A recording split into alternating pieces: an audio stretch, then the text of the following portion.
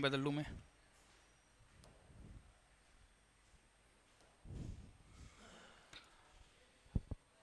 नमस्कार विद्यार्थियों, मैं BS राजावत आप सभी मित्रों का हार्दिक स्वागत करता हूं, अभिनंदन करता हूं। दोस्तों, अपन राजस्थान की आर्थिक समीक्षा पढ़ रहे थे और राजस्थान की आर्थिक समीक्षा के 4 लेक्चर हैं वो अपन देख चुके हैं। आज अपन 5वां जो लेक्चर है वो तैयार कर रहे हैं और 5वां जो लेक्चर हमारा रहेगा वो राजस्थान के खनिजों पे रहेगा। तो देखिएगा, अपन पढ़ रहे हैं राजस्थान की आर्थिक समीक्षा 2022-23 और इसमें अपन चर्चा कर रहे हैं वो कर रहे हैं राजस्थान के खनिजों के ऊपर। राजस्थान के खनिजों से जुड़ी हुई महत्वपूर्ण जो सूचनाएं हैं वो राजस्थान की आर्थिक समीक्षा में आई है, वो डाटा मैं आपके साथ चर्चा कर रहा हूं। बड़ी महत्वपूर्ण सूचनाएं हैं। सबसे पहली बात तो मेरे बच्चों ये ध्यान रखना है, अगर हमारे से ये पूछा जाता है कि राजस्थान की आर्थिक समीक्षा 2022-23 के अनुसार राजस्थान में कुल मिलाकर के कितने प्रकार के खनिजों का स्टॉक है, यहाँ थोड़ा ध्यान देने की बात है। 2021-22 की जो आर्थिक समीक्षा थी उसमें राजस्थान में कुल मिला के 82 प्रकार के खनिज बताए गए थे और 2022-23 की जो समीक्षा है उसमें राजस्थान में कुल मिलाकर के 81 प्रकार के खनिज बताए गए हैं। ये ध्यान रखना, ये बदलाव नई समीक्षा में हुआ है। 2021-22 के अनुसार तो राजस्थान में 82 प्रकार के खनिज थे, जिनमें 57 प्रकार के खनिजों का खनन बताया गया था। और जो नई समीक्षा आई है, इस समीक्षा के अनुसार राजस्थान में 81 प्रकार के खनिजों का स्टॉक है, जिनमें से 58 प्रकार के खनिजों का खनन हो रहा है। ये बदलाव नई समीक्षा में है, इसलिए आपको ध्यान रखना है। तो पहली चीज आपको ध्यान रखना है, राजस्थान में खनिज।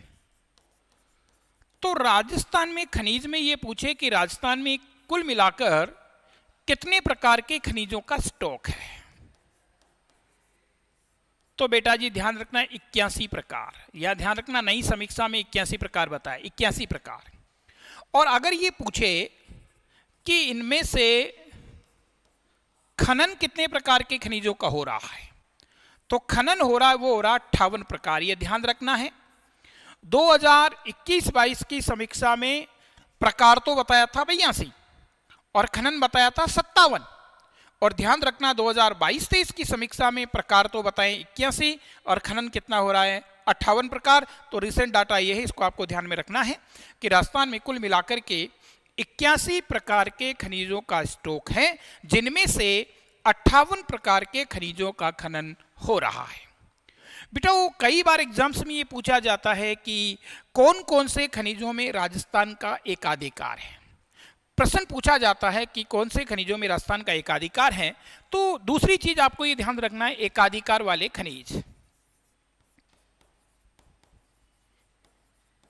एकाधिकार वाले खनिज कि कौन कौन से खनिज हैं जिनमें भारत में राजस्थान राज्य का लगभग आपका एकाधिकार है।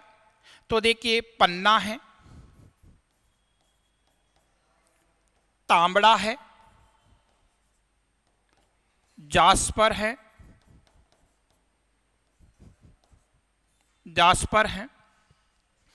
जिप्सम है, संगमरमर है,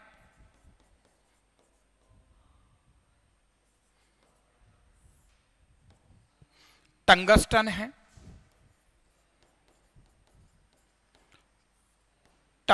है, फिर आप देखिए इसके अलावा तो कैल्साइट है,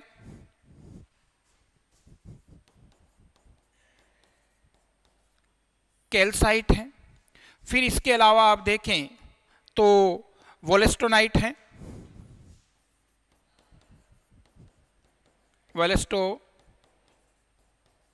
है।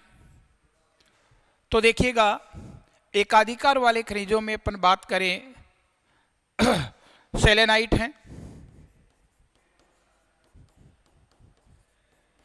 तो बेटा ये जो खनिज हैं इनमें भारत में राजस्थान राज्य का लगभग एकाधिकार है। पन्ना है, तांबड़ा है, जास्पर है, जिप्सम है, संगमरमर है, टंगस्टन है, कैल्साइट है, वोलेस्टोनाइट है, सेलेनाइट है।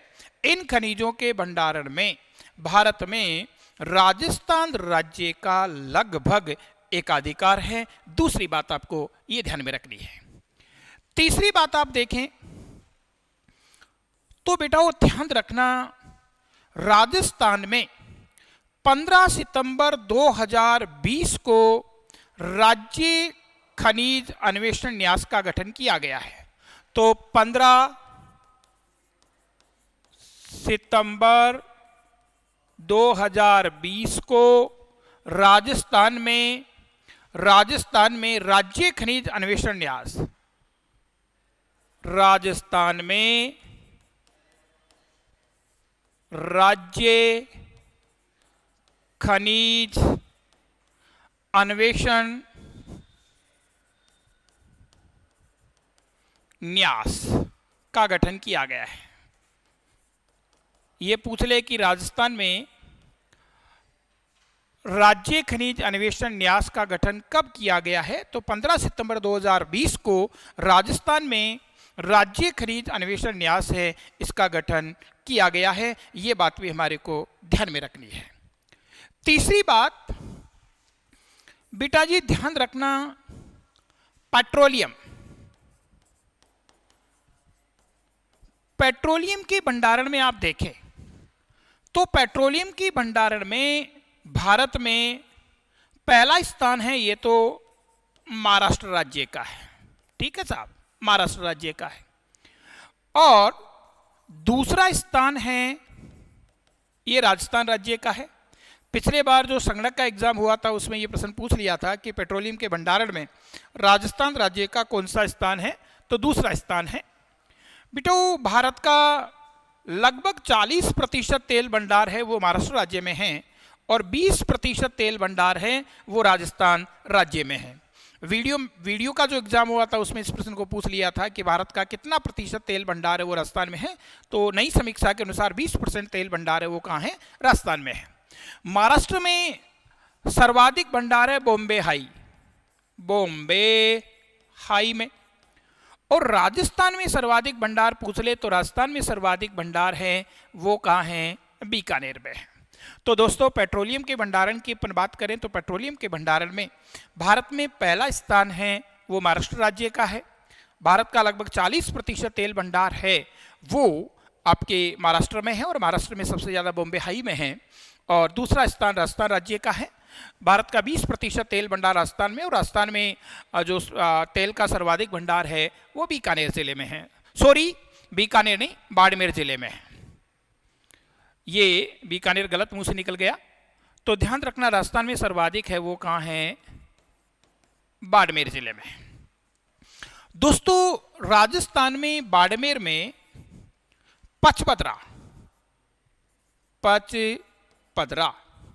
और पचपदरा कहाँ है, पचपदरा बाड़मेर में है।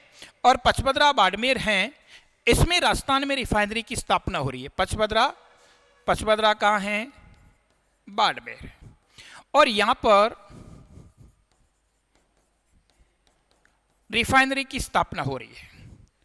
पचपदरा बाड़मेर में जो रिफाइनरी स्थापित हो रही है ये राज्य में तो कौन सी है, प्रथम है। राजस्थान में पहले नंबर की रिफाइनरी है। और अगर भारत की अपन बात करें तो भारत में ये 26वीं रिफाइनरी है। ध्यान रखना, अभी जो सीईटी का पेपर हुआ था उसमें प्रश्न दे दिया गया था कि राजस्थान में रिफाइनरी की स्थापना कहाँ हो रही, तो पचपदरा में हो रही, और पचपदरा कहाँ, बाड़मेर में। ये राज्य में राजस्थान में पहले क्रम की रिफाइनरी है और संपूर्ण भारत में आप देखें तो ये 26वें क्रम की रिफाइनरी है। दोस्तों पांचवी बात आप देखें तो जो रिफाइनरी है, राजस्थान में जो रिफाइनरी है, इस रिफाइनरी से जुड़ी हुई बातें आपको ध्यान होनी चाहिए। नंबर 1, सबसे पहली बात पूछे कि इसका उद्घाटन कब हुआ था, तो इसका उद्घाटन हुआ था 22 सितंबर 2013, 22 सितंबर 2013। और उद्घाटन करने के लिए आई थी सोनिया गांधी। अगर बात की जाती है कि इसका कार्य प्रारंभ,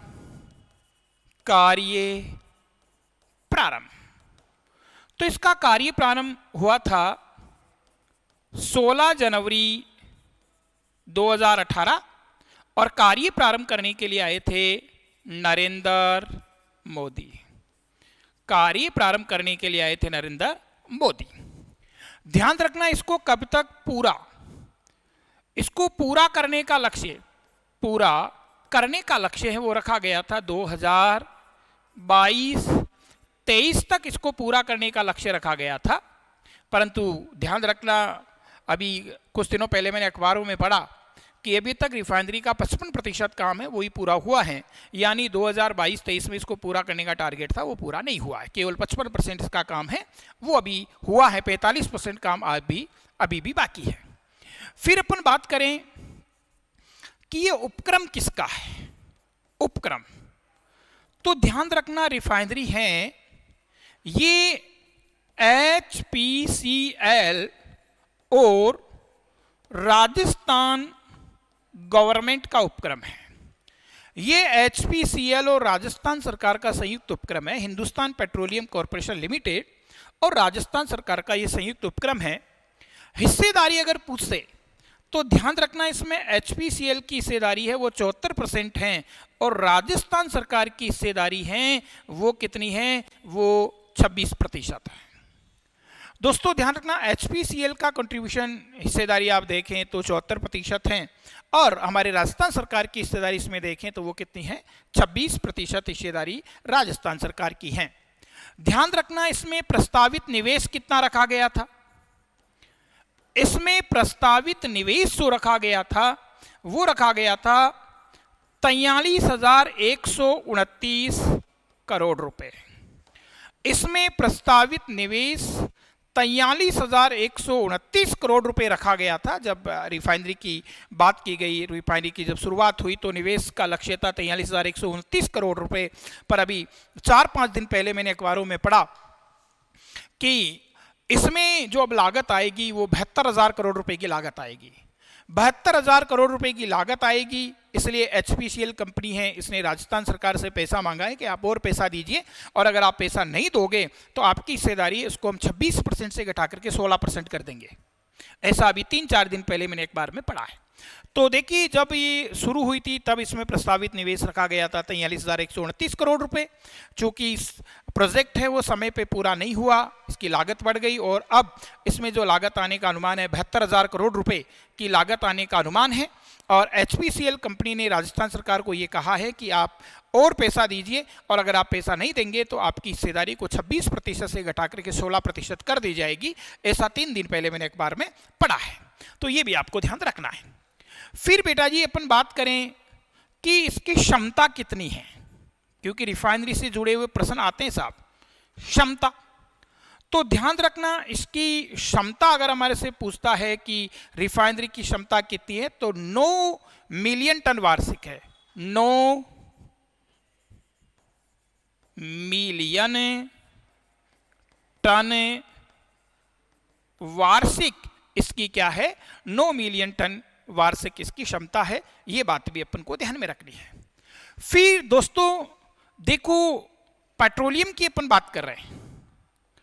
पेट्रोलियम में ध्यान रखना, पेट्रोलियम अगर बेटाओ आपसे पूछे कि राजस्थान में पेट्रोलियम का सर्वाधिक भंडारण वाला बेसिन, तो 4 बेसिन में बांट रखा है।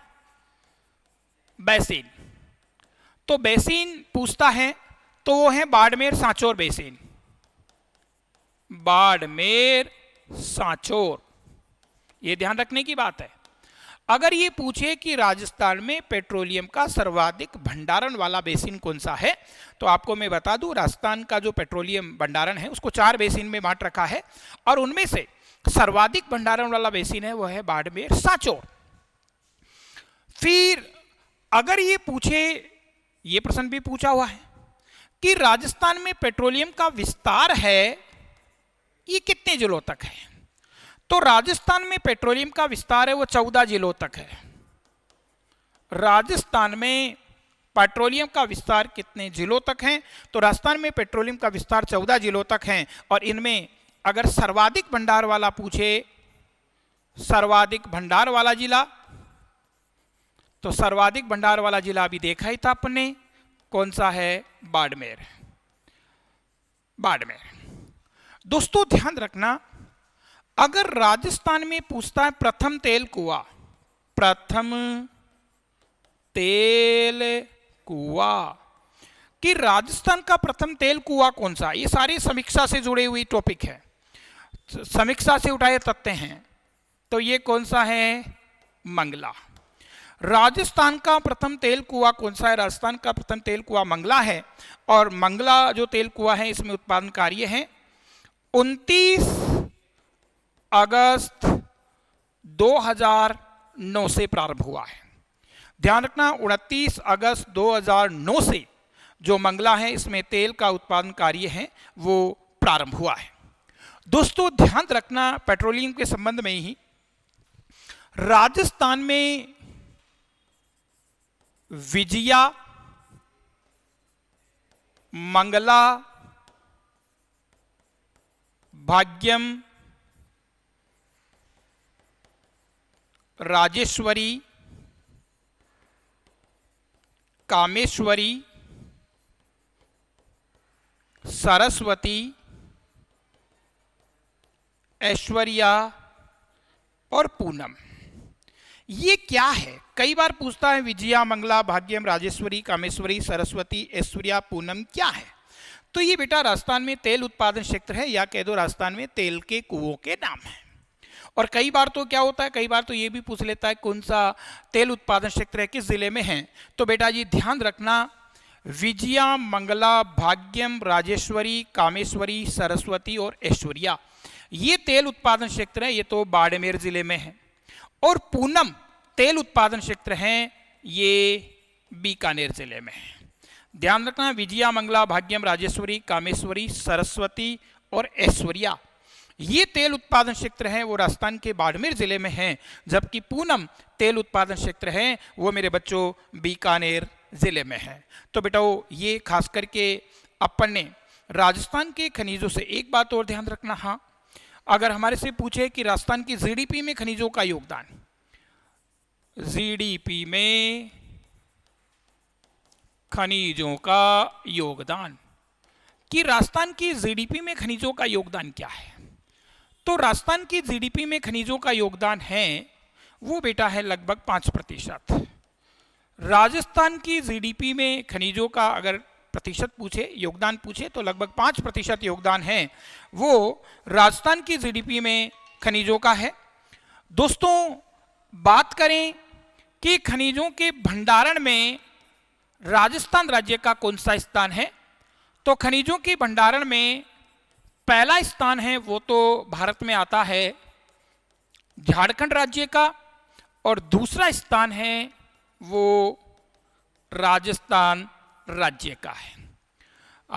हमने देखा कि राजस्थान में कुल मिलाकर के 81 प्रकार के खनिजों का स्टॉक है, और राजस्थान में खनिजों की विविधता है, और विविधता होने के कारण ही राजस्थान को खनिजों का अजायब घर कहा जाता है, खनिजों का अजायब घर कहा जाता है। यह प्रश्न एलडीसी 2018 वाले एग्जाम में पूछा था कि भारत के किस राज्य को खनिजों का अजायब घर कहा जाता है। तो दोस्तों ये खनिजों से जुड़ी हुई आर्थिक समीक्षा के जो महत्वपूर्ण तथ्य थे उनकी चर्चा मैंने इस क्लास में की है। अगली क्लास में अपन अन्य किसी तथ्यों के साथ फिर से आपसे मुलाकात होगी।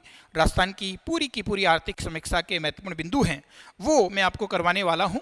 दोस्तों मेरी जो सेवाओं का लाभ लेना है तो आपको मेरा यूट्यूब चैनल है इकोनॉमिक्स गुरु BS राजावत, उसको सब्सक्राइब करना है। इसी नाम से मेरा ऐप भी है इकोनॉमिक्स गुरु BS राजावत, तो ऐप भी मेरा डाउनलोड आप कर सकते हैं। और आज के लिए बहुत बहुत आशीर्वाद। Thank you.